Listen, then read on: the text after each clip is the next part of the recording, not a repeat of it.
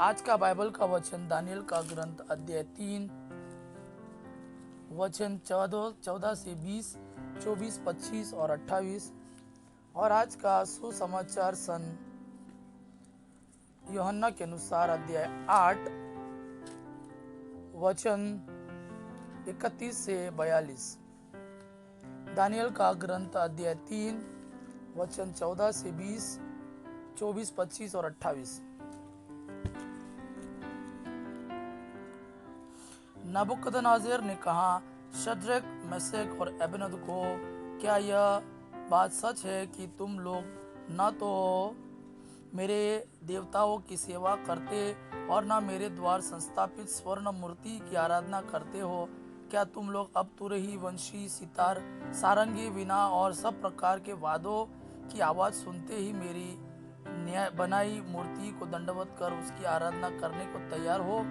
यदि तुम उसकी आराधना नहीं करोगे तो उसी समय प्रज्वलित भट्टी के में डाल दिए जाओगे। तब कौन देवता तुम लोगों को मेरे हाथों से बचा सकेगा? शद्रक, मेशक और अबेदनगो ने राजा नबूकदनेस्सर को यह उत्तर दिया, राजा, इसके संबंध में हमें आपसे कुछ नहीं कहना है। यदि कोई ईश्वर है जो ऐसा कर सकता है तो वह हमारा ही ईश्वर है जिसकी हम सेवा करते हैं। वह हमें प्रज्वलित भट्टी से बचाने में समर्थ है और हमें आपके हाथों से छुड़ाएगा।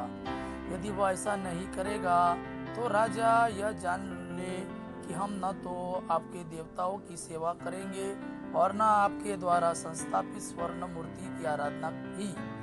यह सुनकर नबूकदनेस्सर ने शद्रक, मेशक और अबेदनगो पर बहुत क्रोध हो गया और उसके चेहरे का रंग बदल गया।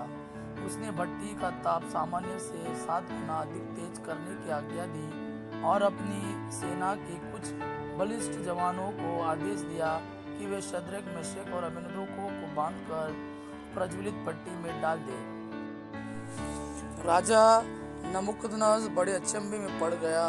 वह घबरा कर उठ खड़ा हुआ और अपने दरबारियों से बोला, क्या हमने 3 व्यक्तियों को बांधकर आग में नहीं डलवाया?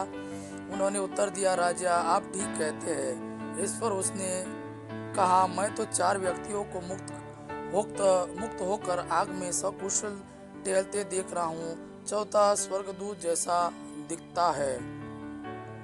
तब नबूकदनेस्सर बोल उठा, धन्य है शद्रक, मेशक और अबेदनगो का ईश्वर।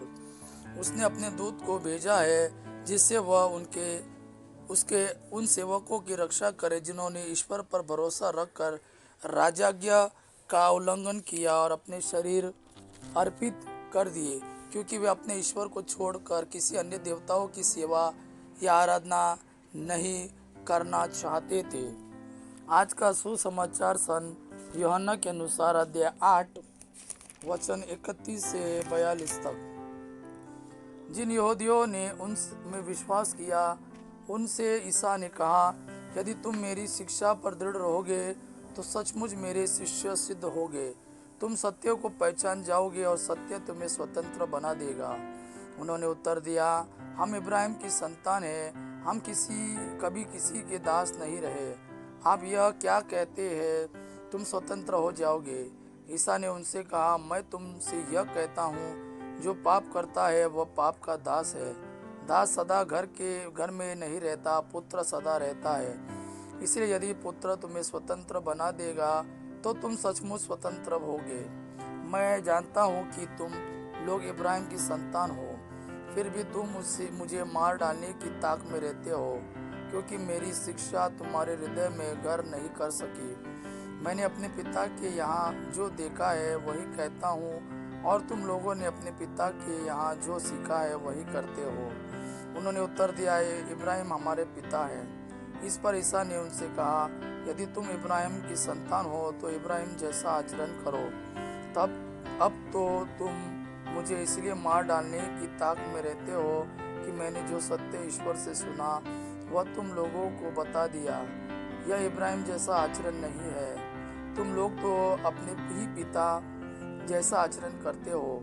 उन्होंने ईसा से कहा, हम व्यभिचार से पैदा नहीं हुए, हमारा एक ही पिता है और वह ईश्वर है।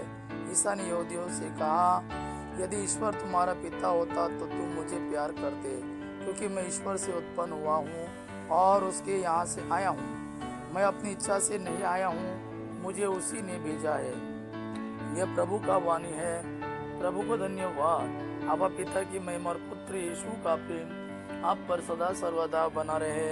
आमीन।